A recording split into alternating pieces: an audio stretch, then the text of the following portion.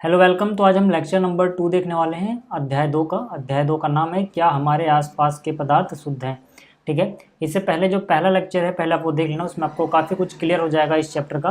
तो lecture number 2 में हम क्या क्या सीखेंगे उसकी बात कर लेते हैं। यहाँ पे हम पढ़ेंगे भौतिक परिवर्तन क्या होते हैं, रासायनिक परिवर्तन क्या होते हैं, तत्व क्या होते हैं, यौगिक क्या होते हैं, धातुओं के क्या क्या गुणधर्म है और अधातुओं के क्या क्या गुणधर्म है, इसके अलावा यौगिक और मिश्रण में क्या अंतर होता है। तो ये सारा टॉपिक रहेगा आज हमारी इस वीडियो का। ठीक है, और इससे पहले जो भी टॉपिक है आपके इस चैप्टर में, ठीक है ना, वो सब मैं आपको पढ़ा चुका हूँ। ठीक है ना, आप पिछली वीडियो देख लेना। तो चलिए शुरुआत करते हैं। सबसे पहले बात करते हैं भौतिक परिवर्तन क्या होते हैं और रासायनिक परिवर्तन क्या होते हैं।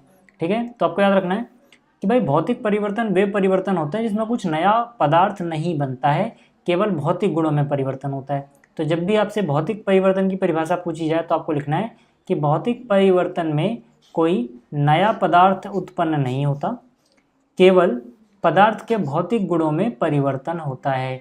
जैसे जैसे पानी का जमना। ठीक है, जब पानी जम गया, बर्फ़ बन गया, तो उसमें कोई रासायनिक परिवर्तन नहीं हुआ है। ठीक है, एकदम से कोई बहुत नई चीज़ नहीं बन गई है, बस कुछ भौतिक गुण बदल गए हैं। जैसे पानी पहले द्रव्य अवस्था में था, अब वो ठोस अवस्था में आ गया है। ठीक है, या फिर पानी का उबलना, यहाँ पर भी कोई नई चीज़ नहीं बन रही है। मोम का पिघलना, पिघलने के बाद भी वो मोम ही है। ठीक है, तो ऐसी चीज़ें जिसमें कोई रासायनिक गुण में चेंज नहीं आ रहा है, ठीक है, सिर्फ भौतिक गुणों में चेंज आ रहा है, कोई नई चीज़ नहीं बन जा रही है, उसको हम बोलते हैं कि वो जो परिवर्तन है वो भौतिक परिवर्तन होगा। जबकि रासायनिक परिवर्तन क्या होता है, ठीक है, रासायनिक परिवर्तन में नया पदार्थ बनता है और पदार्थ के रासायनिक गुणों में परिवर्तन हो जाता है। जैसे जैसे लोहे पे जंग लगना।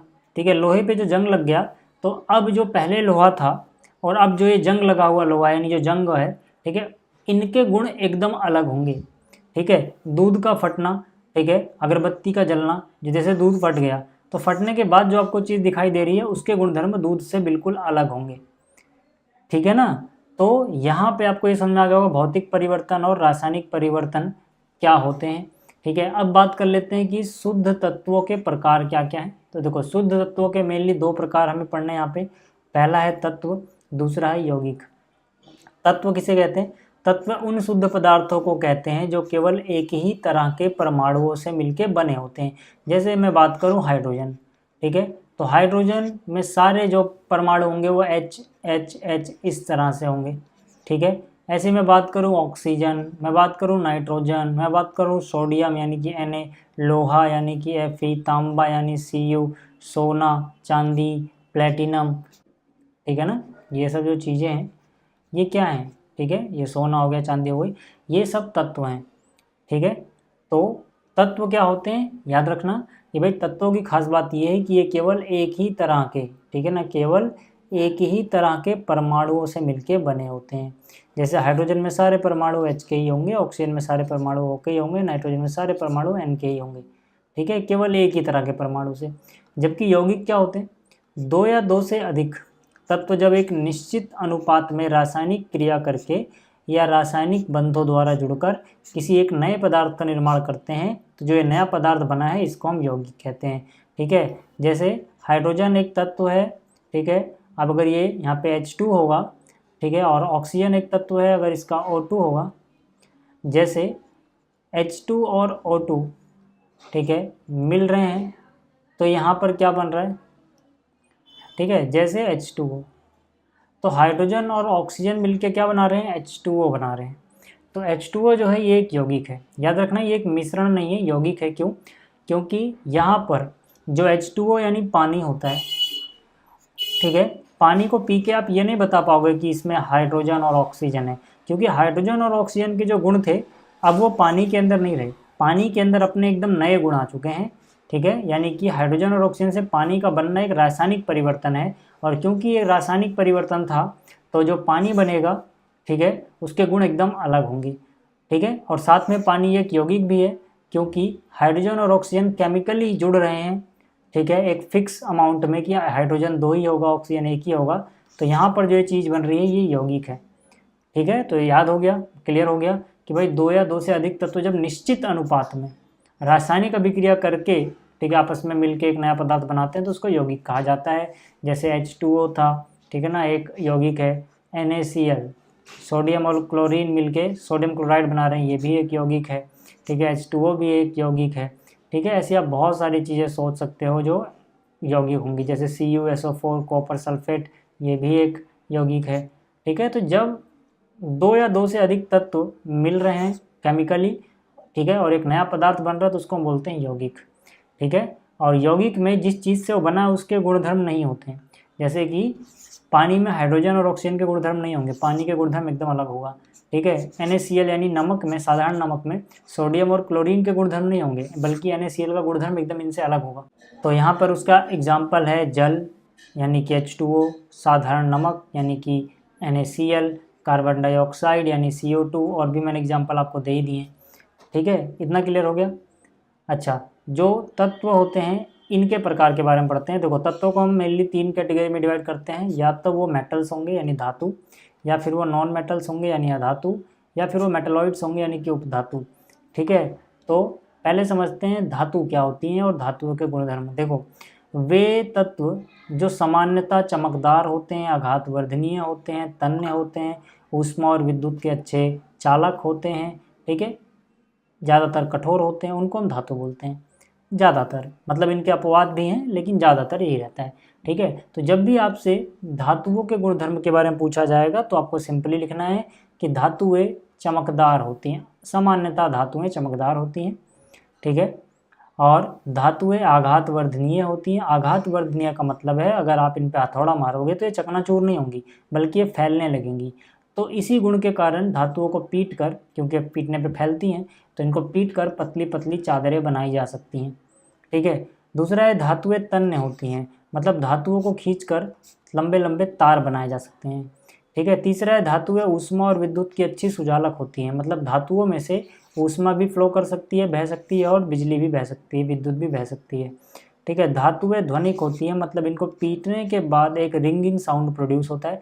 जैसे आप लोहे, ठीक है, स्कूलों में देखते होंगे धातु की घंटी बनती है। ठीक है, तो घंटियां धातु की क्यों होती हैं? कि उनको पीटने से रिंगिंग साउंड पैदा होता है। ठीक है, तो ध्वनिक का मतलब क्या है कि जब इन्हें पीटा जाता है तो इनमें बजने जैसी आवाज़ पैदा होती है। अगला है धातुओं के कुछ उदाहरण।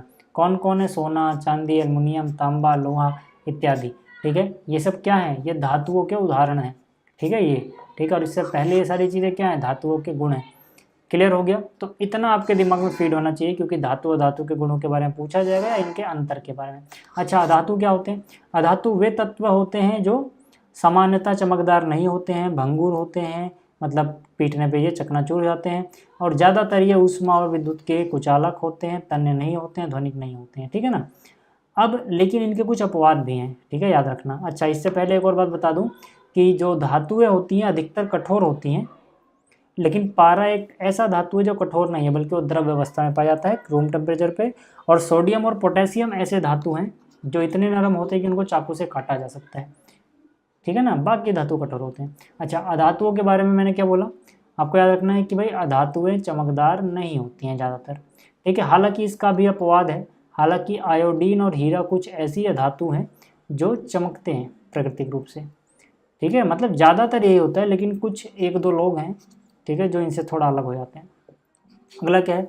अधातुएं भंगुर होती हैं। भंगुर का मतलब होता है कि आसानी से टूट जाएंगी, और अगर हथौड़े से पीटोगे तो ये फैलेंगी नहीं, बल्कि महीन पतले चूरे में टूट जाएंगी। ठीक है, अगला है अधातुएं ऊष्मा और विद्युत की खराब चालक होती हैं सामान्यतः, लेकिन आपको याद रखना है ग्रेफाइट, जो कि कार्बन का ही एक रूप है, कार्बन का एक अपर रूप है, ठीक है, जो ग्रेफाइट है, ये ऐसा धातु है जो विद्युत का अच्छा चालक होता है। जो आप पेंसिल से लिखते हो ना सर, ठीक है, जो आप पेंसिल से लिखते हो तो जो पेंसिल की नोक होती है जिससे बनी होती है, ठीक है ना, ये क्या होता है? पेंसिल की नोक जिससे बनी होती है ये अधातु है, जो कि जिसका नाम है ग्रेफाइट, जो कि कार्बन का एक अपर रूप है। तो याद रखना, इसमें से करंट पास हो सकता है, ये विद्युत की अच्छी चालक होती है। ठीक है, लेकिन जो बाकी अधातुएं हैं वो विद्युत और ऊष्मा की अच्छी चालक नहीं होती हैं। ठीक है, ये एक अपवाद है। ठीक, अगला क्या है? अधातुएं तन्य नहीं होती हैं सामान्यतः। ठीक है, अगला क्या है? अधातुएं ध्वनिक भी नहीं होती हैं। एग्जाम्पल, कार्बन एक अधातु है, सल्फर, आयोडीन, ऑक्सीजन, हाइड्रोजन, ये सब क्या है? अधातुओं के उदाहरण हैं। अपने दिमाग में अच्छे से बिठा लेना। ठीक, अब बात करते हैं कि भाई मिश्रण क्या होता है और यौगिक क्या होता है, एक बार अच्छे से। ठीक है, तो मिश्रण क्या होता है? मिश्रण का मतलब है दो या दो से अधिक पदार्थों को भौतिक रूप से मिला दिया तो क्या बन गया, मिक्सचर बन गया। जैसे नमक पानी का घोल, जब आपने नमक को पानी में घोला तो बस उसमें कुछ ऐसे चीज़ तो नहीं बनी, ठीक है, जो कि बिल्कुल अलग बन गई हो। अगर आप नमक का पानी पियोगे तो आपको पीने से पता लग जाएगा कि इसके अंदर पानी भी है, इसके अंदर नमक भी है। मतलब क्या कि जो नमक का पानी बन रहा है उसके अंदर पानी का भी गुण मौजूद है और नमक का भी गुण मौजूद है। मतलब कि जो अवयव थे इसके, जैसे पानी के घोल के अवयव हो गए नमक और पानी, ये अवयव अपनी मूल पहचान या मूल गुण, ठीक है, बनाए रखते हैं। क्लियर हो गया। तो यही है कि मिश्रण में अवयव अपनी मूल पहचान बनाए रखते हैं या फिर उनके गुण इसमें बने होते हैं। जबकि यौगिक क्या होता है, यौगिक दो या दो से अधिक तत्वों का रासायनिक संयोजन होता है और अवयव अपनी मूल पहचान खो देते हैं और नए गुण प्राप्त करते हैं। जैसे H2O जो है वो एक यौगिक है, ठीक है, बना ये हाइड्रोजन और ऑक्सीजन से ही है, लेकिन H2O के अंदर ना ही तो हाइड्रोजन के गुण पाए जाएंगे ना ही ऑक्सीजन के, ये कुछ नया ही बन गया है। समझ में आई बात। अगला है कि मिश्रण में घटक एक निश्चित अनुपात में मौजूद नहीं होते। भाई आप एक गिलास पानी लो, उसमें 1 चम्मच चीनी डालो तब भी वो मिश्रण बन जाएगा, 2 चम्मच डाल दो उतने में ही तब भी वो मिश्रण बन जाएगा। हालांकि मिठास में थोड़ा अंतर होगा, लेकिन यहाँ पर आप ऐसा नहीं कर सकते कि भाई H2 की जगह कुछ और लिख दो फिर वो पानी बनेगा। नहीं, अगर पानी है तो कहीं का भी पानी हो, चाहे वो नाले का पानी क्यों ना हो, पानी के जो मॉलिक्यूल होंगे, ठीक है, उसके अंदर H2 होगा, ऑक्सीजन 1 होगा, ये फिक्स है। ठीक है, तो यानी कि मिश्रण के घटक तो निश्चित अनुपात में मौजूद नहीं होते हैं, लेकिन यौगिक के घटक एक निश्चित अनुपात में मौजूद होते हैं। जैसे पानी की बात करें तो H2 होगा, ऑक्सीजन 1 होगा। कार्बन डाइऑक्साइड की बात करें तो दुनिया में जहाँ जहाँ भी कार्बन डाइऑक्साइड पाई जाएगी, कार्बन उसमें 1 ही होगा और हाइड्रोजन 2 ही होगा। ठीक है। इसके आगे बात करें तो जो भौतिक तरीके होते हैं, जैसे छानना हो गया या चुंबक हो गया, ठीक है, तो इन सब तरीक़ों से आप जो मिश्रण के घटक हैं, ठीक है ना, इनको बहुत हद तक ज़्यादातर को अलग कर सकते हो। लेकिन जो यौगिक होते हैं, इनको घटकों को अलग करने के लिए आपको रासायनिक विधियों का इस्तेमाल करना पड़ेगा। एग्जाम्पल आपके सामने, ठीक है। तो ये जो टॉपिक थे कुछ रहते थे इस चैप्टर के, तो ये चैप्टर आपका कंप्लीट हो चुका है, चैप्टर नंबर 2। तो जल्दी मिलेंगे चैप्टर नंबर 3 के साथ। इस वीडियो को देखने के लिए थैंक यू।